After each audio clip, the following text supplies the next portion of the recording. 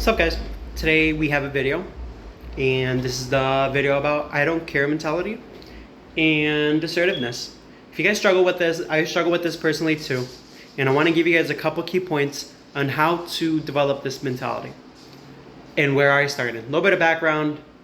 I tend to grow up in middle school and high school being a little bit mentally weak and trying to get what I want in life. And I was always a person that would give all the time and never really be the person to ask for help. And in life, if you don't ask for help, you won't get it. You'll find ways to get it yourself. And that's fine, but over time, you need to have some type of relationship with somebody that you can rely on because you feel like you have a purpose in this life. If you just keep on following through your life, doing stuff for yourself, not feeling like you have everybody around you that has your back, you're going to develop a cold attitude towards life and you won't gain friendships or relationships in life. So I wanted to give you a little bit of key points on how to develop a mentality where you can be 50-50 or quote unquote evenly yoked with somebody so that you don't turn cold and you can always have somebody to depend on so that they're there for you and you feel respected. And vice versa. And this can even be by yourself too. Here's number one thing that helped me. The I don't care mentality isn't a ego or a non-trust thing. It is a assertiveness act. The DEARMAN tactic, I learned this from therapy, has helped me out a lot. I think D's: determine what you want, explain what you want, assert what you want, and reassure. Determining what you want would kind of be, let's say I want a soda. Determining is, may I please have a soda? And this would be for complicated relationship things if you want to have something in a relationship. So maybe a soda might be not such a good thing.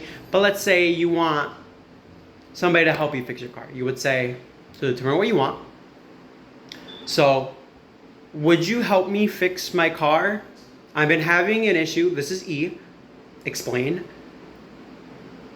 I've been having alternator issues for the past couple of weeks. A is assert. Would you please help me fix my car? R, reassure. So reassure is what's in it for them. R is, if you help me out a lot with it, if you help me with this alternator on my car, I would really appreciate it and I will come over your house and mow your lawn one day. Or if you needed something help with your car, I can help you.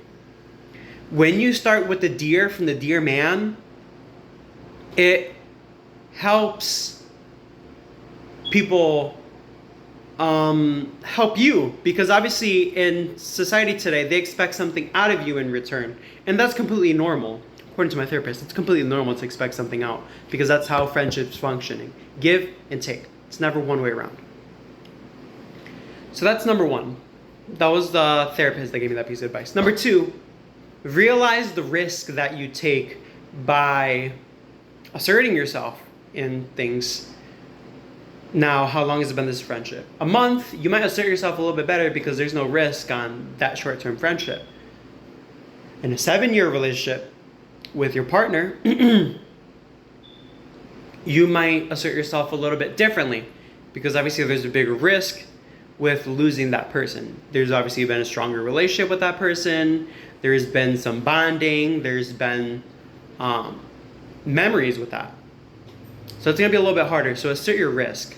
How I like to assert risk is sales. So when I'm selling something on Facebook Marketplace, let's say a pair of rims or let's say a pair of sunglasses for $50, they're going to be a little bit more risky, and it's easier because these are strangers that you're talking to that want the product that you're selling because it has some type of interest to them.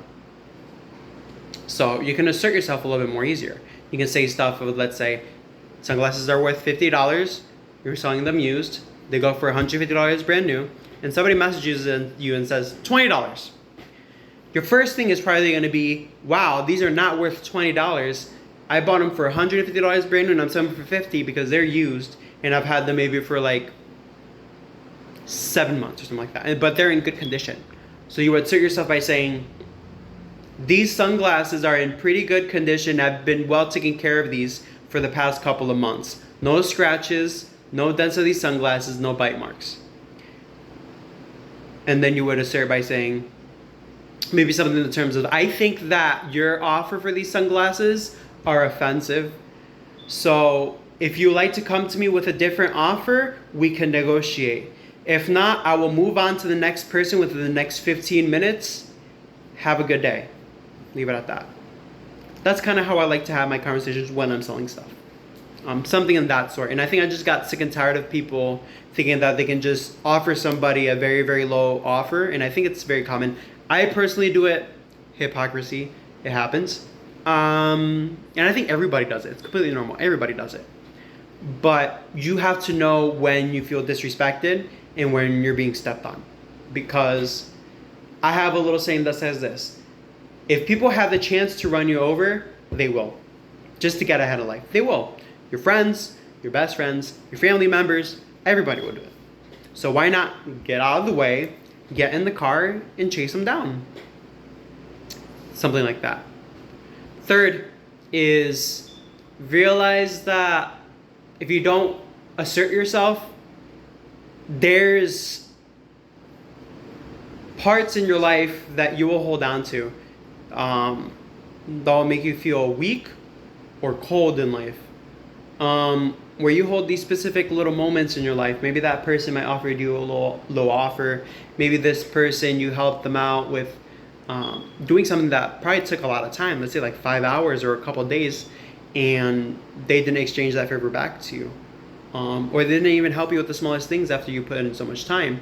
Or maybe it might be this other time where you helped a family member with something and you didn't expect anything back, and they still kind of treated you a little bit unfairly. You know what I mean? Maybe it wasn't like an exchange of favors, but they still treated you like if you were nothing by helping them. You know what I mean? Because sometimes when you help people, it brings them up. They can trust you. They're encouraged by you, but the complete opposite happens. And that can obviously set you back. I personally been in there where it's been like again and again and again and again and again, and then you kind of get sick and tired. And then you resent people, and then it's again and again and again and again because you're just a constant giving person. But you never take, so it happens again and again and again. Eventually you just get sick and tired of it, and that's where I've been in my life, where I'm just sick and tired of people walking all over me, and I just practice assertiveness as much as I can to get what I want, but obviously respecting them too. You always want to respect the person that you are trying to get something from, because if you don't, it's going to feel unfair. So you always want to treat the person kindly. You always want to treat the person with respect, and ask for what you want. Number 4 is, I'm actually finishing this video a lot quicker than I did with the last one. I've recorded this probably the second time. Is solitude. Having time by yourself really helps with sorting out your life. So when you're constantly working and busy all the time, week on week, month after month, year after year, you forget that there's people around you that respect you, and there's people around you that disrespect you. And you just keep on allowing those people in your life, which allows your almost like your self-care meter to go down. And there's, like I said, those people that are take all the time, those are the ones that reduce your self-care meter a lot. And those people that are give are the ones that you want. The ones that give so that you can give to them too. So it's an even exchange back and forth. And you feel the relationship is healthy. And that's good to have. But realizing that in your time off that you have, in going outside of nature, you know, talking to yourself or talking to your God, Christians, and praying about it in your alone time is helpful too. Because no one's going to have your back as much as you and your God. Understand that.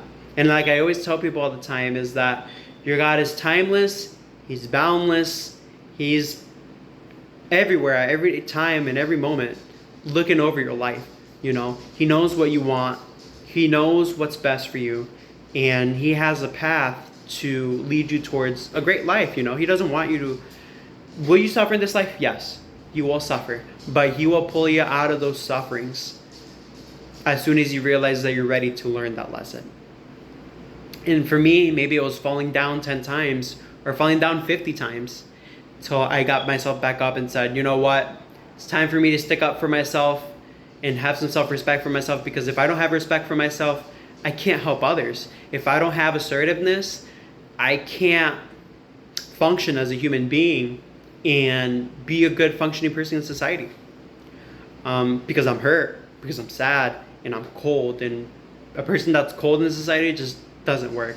You just end up being selfish, you end up being more angry, more frustrated in life, and you want to live life like that. You want to be happy, excited to wake up every morning, and when those moments are due, when you have to be sad and upset, use them, but not all the time. That's not life. And my last one is practice. Practice in your work settings, practice in your friendships, your relationships. And it can start with the small things, you know. Juan, can you grab me a glass of water? But I don't want to because I'm tired. I might practice assertiveness there. I might practice assertiveness at my job where I'm busy with doing something, and they want to pack up my schedule with doing 3 things at once. I can practice assertiveness by saying no in that situation and explaining why. You can practice assertiveness even by waking up in the morning, you're on your phone, rolling around for the next 45 minutes and say, you know what? I don't want to shut off my phone right now, but I am going to shut off my phone right now because this is what's beneficial for me. And I know that's what's good for me. And you practice it that way. I hope this video helps. I've recorded this for the 2nd time. And you're never alone, bro. You're never alone. You always have somebody on your side. And you always have somebody watching over you, even though if you believe you don't. And you always have somebody that looks up to you. Sorry, I'm petting my dog. And never doubt that. Never doubt that. You'll grow in this life. Just keep doing those small steps. Don't think you have to take big steps. Take small steps if you have to. Because at least you're making some type of movement forward in life. Peace out. Love you guys.